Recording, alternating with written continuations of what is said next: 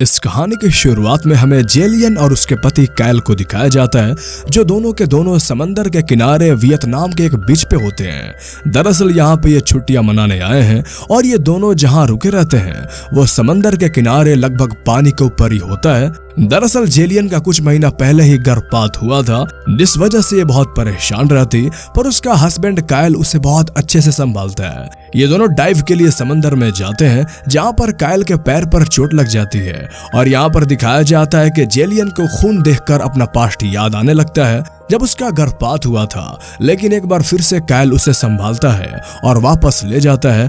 और अब जब जेलियन अपने घर पर बात कर रही होती है तभी न्यूज दिखाई जाती है कि समंदर में बहुत बड़ा तूफान आने वाला है, लेकिन ये इस बात पर ज्यादा गौर नहीं करते और अब कायल और जेलियन रात को सो रहे होते हैं।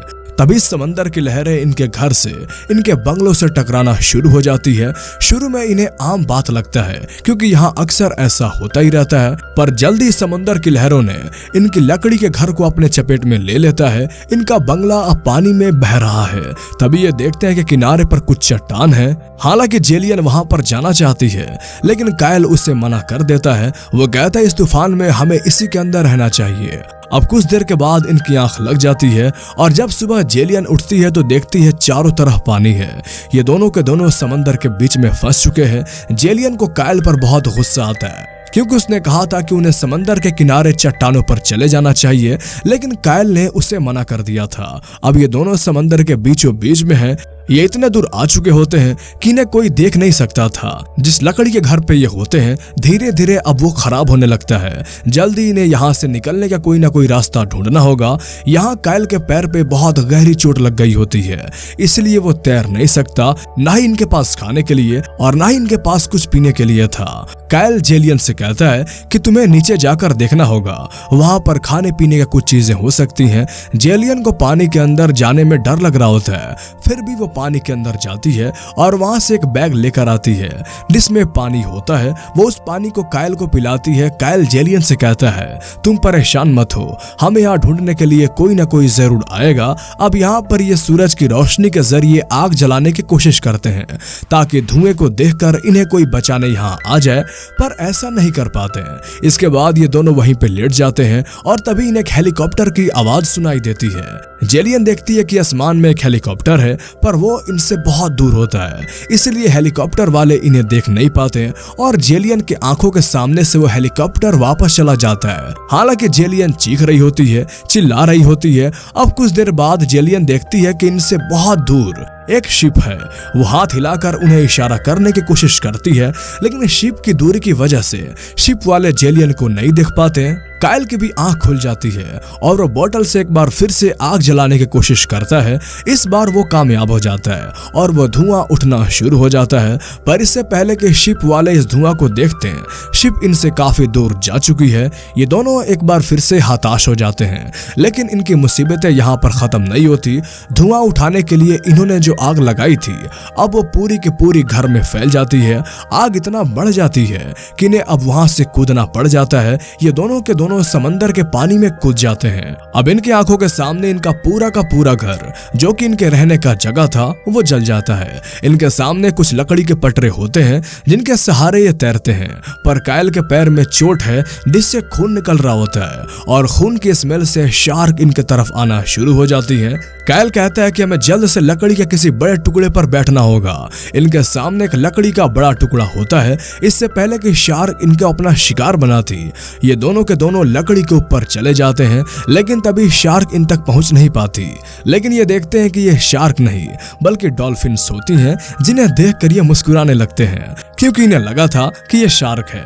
अब ये दोनों के दोनों लकड़ी के ऊपर हताश पड़े हुए थे।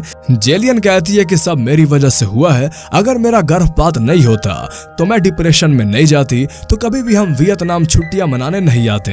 कायल जेलियन से कहता है कि इसमें तुम्हारी कोई भी गलती नहीं है, हम यहाँ से जिंदा जरूर निकलेंगे और एक बार फिर से जिंदगी को जिएंगे। बातें करते करते ये दोनों सो जाते हैं और जब जेलियन की आंख खुलती है तो वो देखती है कि उसकी लकड़ी का टुकड़ा कायल की लकड़ी के टुकड़े से दूर हो चुका है। साथ ही उसके पैर से जो खून निकल रहा था वो पानी में पूरी तरह से फैल चुका था। वो किसी भी तरह कायल तक पहुंचना चाहती है, इसलिए वो पानी में कूदकर कायल तक पहुंचती है, पर यहाँ पर शार्क इनके ऊपर अटैक कर देती है।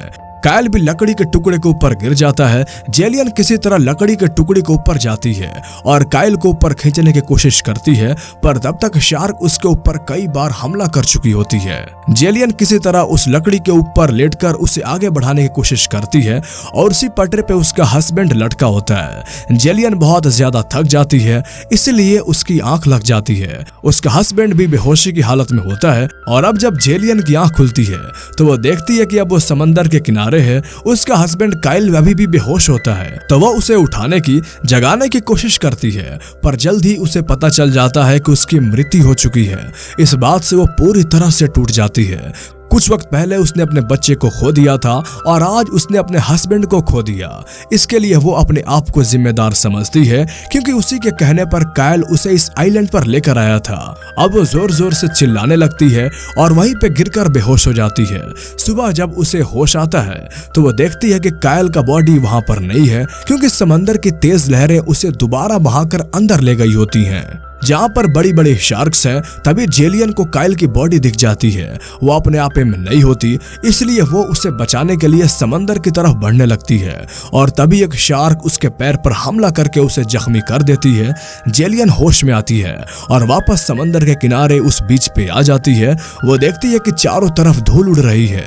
तभी उसे एक बड़ा सा चट्टान दिखती है। जेलियन बड़ी मुश्किल से उस चट्टान के ऊपर चढ़ती है और जब वहां पे वो चढ़ जाती है तो देखती है कि वहां एक आदमी एक गोलाकार बोट पे होता है जो मछली पकड़ने वाला होता है। उसे एक उम्मीद नजर आती है। वो जल्दी से उस आदमी के पास जाती है और उसे समझाने की कोशिश करती है कि उसके पति की मृत्यु हो चुकी है, वो इस आइलैंड पर फंस चुकी है, लेकिन ये एक वियतनामी है, इसे इंग्लिश समझ नहीं आती, इसलिए वो उसे बहुत मुश्किल से समझाती है कि उसे मदद की जरूरत है। वो उसे अपने पैर के जख्म भी दिखाती है, जिसके बाद वो उसके घाव के ऊपर बैंडेज करता है। यहाँ पर वो आदमी मछलियां पकड़ने के लिए आया है, इसलिए वो अपना जाल बिछाने के लिए नीचे चला जाता है। जब वो समंदर के नीचे होता है तभी शार्क उस पे हमला कर देती है।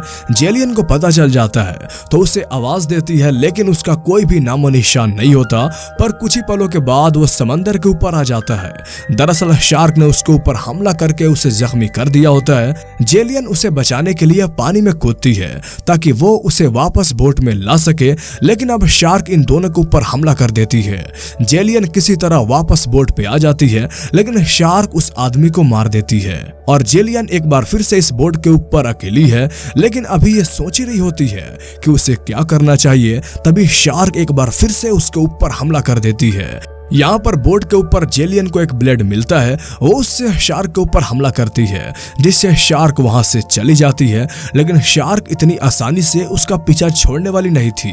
वो जेलियन की बोट का पीछा करना शुरू करती है और एक ऊंची छलांग लगाकर उसकी बोट को पलट देती है। अब जेलियन बोट के नीचे होती है, उसे पता है कि उस तक शार्क दोबारा जरूर आएगी, वो उस पर हमला करेगी, इसलिए इस बोट का जो एंकर होता है वो उसे अपने पैरों से बांध लेती है। शार्क को इस बारे में कोई भी अंदाजा नहीं है कि अब वो किस तरह बढ़ रही है, और अब जब वो नीचे से जेलियन के ऊपर हमला करने के लिए आती है तो एंकर उसके आर पार हो जाता है, जिससे शार्क की वहीं पर मौत हो जाती है।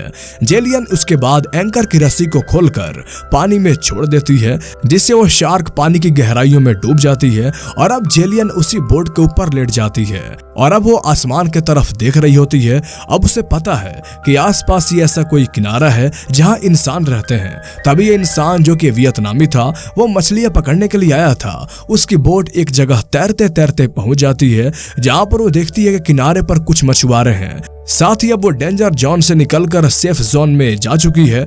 दूर से जो फिशरमैन होते हैं वो जेलियन को देख लेते हैं। उन्हें पता चल जाता है कि बोट पर कोई है जिसे मदद की जरूरत है। जेलियन आसमान की तरफ देखकर एक राहत भरी सांस लेती है। हालांकि उसे अपने पति कायल को खोने का बहुत दुख है, लेकिन अब वो चाहकर भी कायल को वापस नहीं ला सकती। लेकिन इस पूरी जर्नी में उसने एक चीज सीख ली कि जिंदगी में चाहे कितनी भी मुश्किल वक्त हो, इंसान को हमेशा लड़ना चाहिए, क्योंकि जो लोग मुश्किलों मुसीबतों से लड़ते हैं उन्हें जिंदगी जीने का दोबारा मौका देती है, जिस तरह जेलियन को मिला।